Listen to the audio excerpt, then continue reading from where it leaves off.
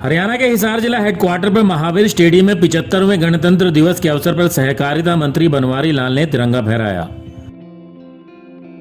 मुख्य अतिथि द्वारा परेड का निरीक्षण किया गया। इसके बाद पुलिस के जवानों ने मुख्य अतिथि को सलामी दी और मार्च पास्ट किया। श्वेत रंग शांति और सत्य और हरा रंग विश्वास और शौर्य का प्रतीक वादन करते हुए मंच के सामने से गुजरते हुए इसके बाद आ रहे डिस्ट्रिक्ट पुलिस हिसार की एक और टुकड़ी एएसआई शमशेर के नेतृत्व में कदम से कदम और ताल से ताल मिलाते हुए अभी एचएपी के ये जवान और इसके बाद district home guard platoon commander Rajesh Kumar के नेतृत्व में अब इसके बाद Shri Haryana boys NCC army wing senior division senior under officer Nitesh. वहीं स्कूली बच्चों ने देशभक्ति के गानों पर डांस किया।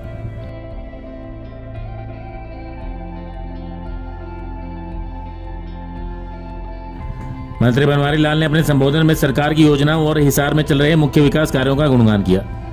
उन्होंने कहा कि हिसार में महाराजा अग्रसेन हवाई अड्डे को विश्व स्तर के हवाई अड्डे के रूप में विकसित करना सरकार की प्राथमिकता है। हवाई अड्डे के आसपास के क्षेत्र को मैन्युफैक्चरिंग एवं मेंटेनेंस हब के रूप में विकसित करने के लिए विस्तृत कार्य योजना तैयार की गई है। हवाई अड्डे का रनवे का निर्माण कार्य पूरा हो चुका है। बहुत ही जल्द घरेलू हवाई जहाज शुरू कर दिए जाएंगे। इसके अलावा उन्होंने हिसार में एलिवेटेड रोड बनाने की बात कही और साथ ही हांसी महम रेलवे लाइन का कार्य पूरा हो गया है। इसको लेकर भी उन्होंने बताया कि जल्द ही यहां से यात्री रेलगाड़ियां शुरू हो जाएंगी। सहकारिता मंत्री ने इस मौके पर उत्कृष्ट कार्य करने वाले बहुत से लोगों को सम्मानित किया। गणतंत्र दिवस के मौके पर विभिन्न विभागों के द्वारा आकर्षक झांकियां भी निकाली गई। आयुर्वेद में चिकित्सा का आधार वही प्राचीन है कि विभाग अब नई सोच और शोध के साथ चेतना के साथ लोगों की सेवा कर रहा है। जिनका इस्तेमाल किया जाता है आधुनिक तकनीक। नगर निगम हिसार आप बधाई के पात्र है जिस प्रकार से आपने चुनौतीपूर्ण ढंग से इस शहर की स्वच्छता शुद्धता का उपयोग किया है। और गणतंत्र दिवस के पावन पर्व पर मैं आप सभी को हार्दिक बधाई व शुभकामना देता हूं। मैं यहां पर उपस्थित सभी स्वतंत्रता सेनानियों का स्वागत एवं अभिनंदन करता हूं। आज मैं स्वतंत्रता संग्राम के अमर सेनानियों को भी नमन करता हूं, जिनके अमर बलिदानों से हमें गणतंत्र दिवस मनाने का ये गौरवशाली अवसर प्राप्त हुआ है। आज ही के दिन 75 वर्ष पहले हमारा संविधान लागू हुआ। आज का ये ऐतिहासिक दिन देशवासियों को एक मजबूत राष्ट्र के रूप में आगे बढ़ाने के लिए साहस और प्रेरणा देता है। ये दिन हमें भारत गणराज्य की स्थापना की याद दिलाता है। इस दिन हम उन महापुरुषों को भी याद करते हैं जिन्होंने भारत की स्वतंत्रता दिलाने और भारतीय संविधान को लागू करने में महत्वपूर्ण भूमिका निभाई।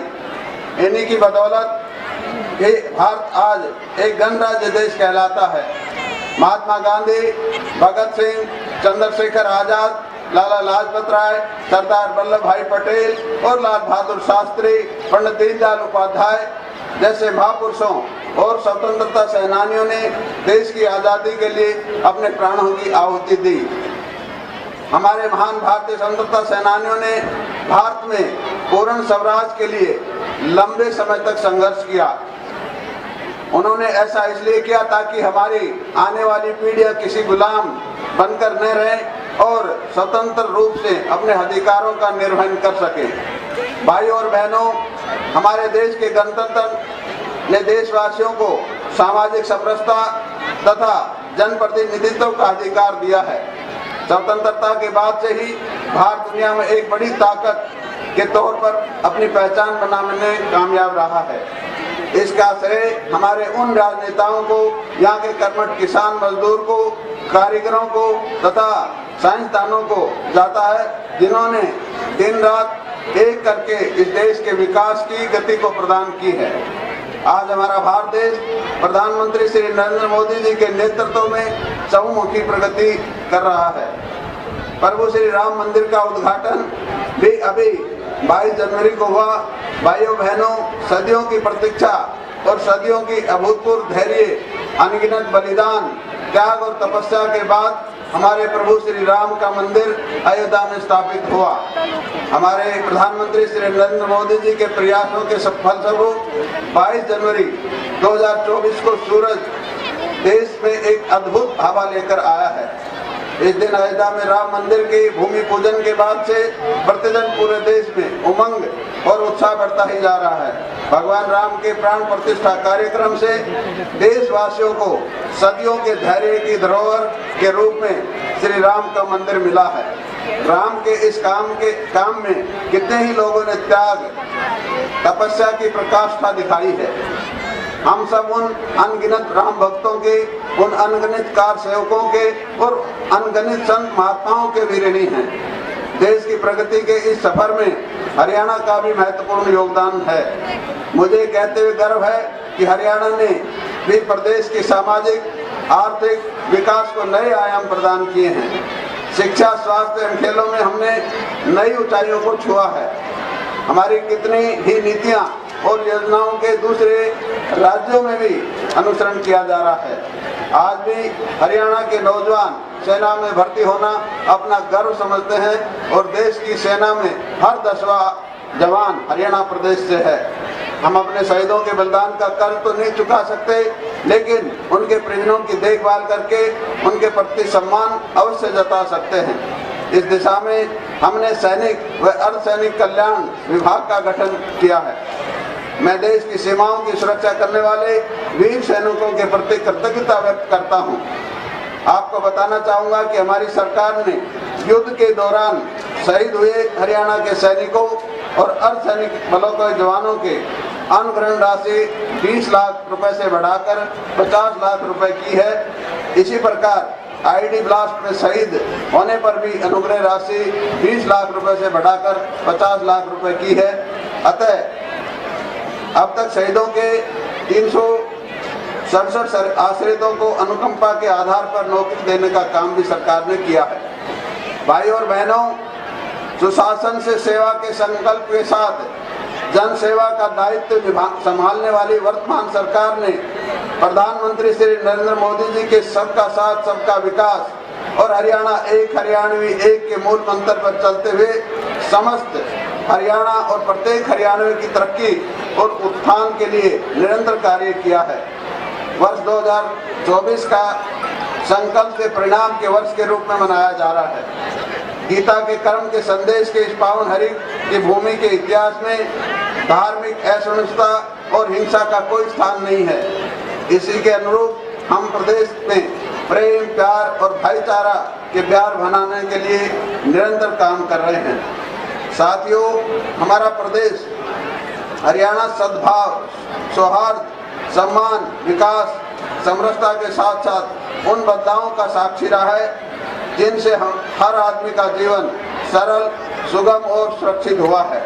हमारी सरकार ने न केवल बदलने का काम किया है, बल्कि ऐसी व्यवस्था देने का प्रयास किया है जिसमें जन जन को योजनाओं और सेवाओं का लाभ सरल तरीके से प्राप्त हो रहा है। देश की आज़ादी से लेकर लंबे समय तक गरीब कल्याण की बातें तो होती रही हैं, लेकिन उनका लाभ पात्र व्यक्ति तक नहीं पहुंच पाया। पंडित दीनदयाल उपाध्याय जी के अंत्योदय के दर्शन के अनुरूप प्रदेश के सभी परिवारों को पहचान पत्र बनाया गया है, जिससे पात्र परिवार को घर बैठे ही सरकारी योजनाओं का लाभ देना सुनिश्चित किया गया है। आज जनता और सरकार का सीधा संपर्क है। हमने प्रशासन से मानव हस्तक्षेप को न्यूनतम करने के लिए IT का बड़े पैमाने पर सफल प्रयोग किया है।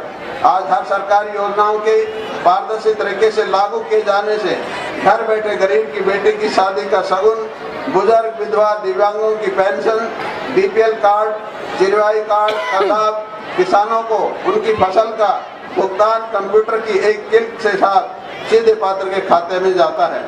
हमने सरकारी कर्मचारियों के लिए चिकित्सा सुविधा में कैशलेस प्रणाली को भी लागू किया है। गरीब के सिर पर छत उपलब्ध करवाने के लिए प्रधानमंत्री आवास योजना के तहत 36,000 से अधिक मकान बनाए गए हैं और 16,000 अभी मकान बनने जा रहे हैं। हम गरीब को राशन मिलने में कोई परेशानी ना हो, उसको हक ना मारा जाए, इसके लिए राशन वितरण व्यवस्था को तकनीकी माध्यम से पारदर्शी बनाया है। अब कोई भी व्यक्ति फर्जी तरीके से राशन प्राप्त नहीं कर सकता। गरीबों को, अपने बच्चों को प्राइवेट स्कूलों में पढ़ाने का सपना साकार करने के लिए चिराग योजना चलाई गई है। यही नहीं, कौशल रोजगार निगम के माध्यम से कर्मचारियों की भर्ती में भी गरीब परिवारों के युवाओं को प्राथमिकता दी जा रही है। भाई और बहनों, सरकार ने कृषि, उद्योग, व्यापार, रोजगार, शिक्षा, स्वास्थ्य आदि हर क्षेत्र में ई गवर्नेंस के माध्यम से क्रांतिकारी बदलाव किए हैं। जिस प्रकार परिवार पहचान पत्र के डेटा से विभिन्न योजनाओं का लाभ लोगों को घर बैठे मिल रहा है, उसी प्रकार कृषि क्षेत्र में मेरी फसल मेरा ब्यौरा पोर्टल बनाकर किसान कल्याण की अनेक योजनाओं को इससे जोड़ा गया है। फसल बिक्री की राशि, खराबे का मुआवजा, भावांतर भरपाई की राशि, मेरा पानी मेरी विरासत, धान के सीधे ही बिजाई की प्रोत्साहन राशि आदि इस पोर्टल के माध्यम से सीधे किसानों के खाते में जमा की जाती है। हरियाणा देश का पहला राज्य है जिसमें बागवानी फसलों को मौसम की मार से बचाने के लिए मुख्यमंत्री बागवानी बीमा योजना शुरू की गई है। पशुपालन ग्रामीण की आय का एक प्रमुख साधन है। पशुपालन को प्रोत्साहित करने के लिए सरकार ने किसान क्रेडिट कार्ड की तर्ज पर पशु धन किसान क्रेडिट कार्ड योजना भी शुरू की है। भाई और बहनों, प्रदेश में फसलों की खरीद को सुविधाजनक बनाने हेतु मेरी फसल मेरा पोर्टल, मेरा ब्यौरा पोर्टल शुरू किया गया है। इस पोर्टल से किसानों को अपनी फसल बेचने के साथ साथ खाद, बीज और कृषि उपकरणों के लिए मिलने वाली आर्थिक सहायता प्राप्त करने में सुविधा हुई है। राज्य सरकार का प्रयास किसानों की आय बढ़ाने के साथ साथ बीज से बाजार तक हर कदम पर उनकी मदद करने का है। न्यूनतम समर्थन मूल्य पर 14 फसलें हरियाणा में खरीदी जाती हैं। उद्योग हमारी अर्थव्यवस्था का मूल आधार है। हमने हरियाणा के औद्योगिक विकास की गति देने के लिए ईज ऑफ डूइंग बिजनेस का एक इकोसिस्टम तैयार किया है। हमने प्रमाण पत्र, लाइसेंस और अनुमति देने से अड़चन पैदा करने वाले अनेक नियमों और प्रक्रियाओं को खत्म कर दिया है। आज हरियाणा में निवेशकों को सेवाएं ऑनलाइन प्रदान की जा रही है और उन्हें सभी स्वीकृतियां निर्धारित अवधि में देना सुनिश्चित किया गया है। आज हरियाणा देश विदेश के निवेशकों की पहली पसंद बन गई है। भाई और बहनों, हमने युवाओं की योग्यता का सम्मान किया है। आपको पता है 1,10,000 से अधिक युवाओं को योग्यता के आधार पर सरकारी नौकरी देने का काम सरकार ने किया है। आउटसोर्सिंग सेवाओं में युवाओं को ठेकेदार के शोषण से बचाने के लिए हरियाणा कौशल रोजगार निगम बनाया गया है। आज खेल जगत में हरियाणा का नाम है। हमारे युवा बड़ी उपलब्धि प्राप्त कर देश व प्रदेश का नाम रोशन कर रहे हैं। मेडल जीतने वाले खिलाड़ी को नगद पुरस्कार देने के साथ साथ सरकारी नौकरियां भी दी जाती हैं। अवार्ड पाने वाले खिलाड़ियों को मासिक मानदेय भी दिया जाता है। हमने गांवों के विकास में महिलाओं की भागीदारी सुनिश्चित करने के लिए पंचायती राज संस्थाओं में महिलाओं को 50% आरक्षण भी दिया है। स्वामित्व योजना के तहत प्रदेश को लाल डोरा मुक्त बनाया व महिलाओं के लिए आजीविका के अवसर बढ़ाने के लिए 1/3 राशन डिपो महिलाओं को देने का प्रावधान किया है। अटल किसान मजदूर कैंटीन व विटा बिक्री केंद्रों का संचालन भी महिलाओं को सौंपा गया है। बहन बेटियों को उच्चतर शिक्षा की सुविधा प्रदान करने के लिए सरकार ने 20 किलोमीटर के दायरे में एक कॉलेज स्थापित किया है। प्रदेश में 76 नए कॉलेज बिना मांग खोले गए हैं। इनमें से आधे से अधिक लड़कियों के कॉलेज हैं। हमारी सरकार प्रदेश के शहरों और कस्बों में आधारभूत संरचना सुदृढ़ करने पर विशेष बल दे रही है। पिछले 9.5 वर्षों में हमारे राज्य में 33,000 किलोमीटर लंबी सड़कों का सुधार और लगभग 7,000 किलोमीटर नई सड़कों का निर्माण किया गया है। आज प्रदेश के हर जिले को नेशनल हाईवे से जोड़ा गया है। प्रधानमंत्री श्री नरेंद्र मोदी जी की अगुवाई में आज भारत के विकास का अमृत काल है। आज देश प्रदेश का युवा शक्ति की पूंजी से भरा हुआ है। ऊर्जा से भरा हुआ ऐसी सकारात्मक परिस्थितियाँ फिर ने जाने कितने समय बाद आएंगी। हमें चूकना नहीं चाहिए, हमें अब बैठना नहीं है। आने वाले समय में दिन का है, ये भारत का समय है और भारत अब तेजी से आगे बढ़ने वाला है। साथियों, हम सबको ये प्रतिज्ञा करनी होगी कि हमें भी अपने कर्तव्यों का पालन करते हुए आने वाली पीढ़ियों के लिए बेहतर भविष्य बनाना होगा। हम मिलकर भारत देश को एक मजबूत राष्ट्र बनाएंगे। हम सब मिलकर सशक्त भारत, विकसित भारत का निर्माण करेंगे। सभी नागरिकों को संविधान के प्रति सजग करेंगे और सबको समान रूप से जीने का अवसर प्रदान करेंगे। अंत में मैं आप सभी को गणतंत्र दिवस की पुनः बधाई एवं शुभकामना देता हूं। आइए 75वें गणतंत्र दिवस के इस पावन अवसर पर हम अपनी महान सांस्कृतिक परंपराओं और उच्च नैतिक मूल्यों पर चलते हुए देश और प्रदेश को स्वच्छ, स्वस्थ, खुशहाल और विकसित बनाने के लिए एकजुट होकर काम करने का संकल्प लें। जय हिंद, जय भारत। ब्यूरो रिपोर्ट, नई ताजा न्यूज, हिसार। लेटेस्ट वीडियोस के लिए सब्सक्राइब करें हमारा चैनल नई ताजा न्यूज और दबाएं बेल आइकॉन ताकि आप मिस ना करें कोई भी अपडेट।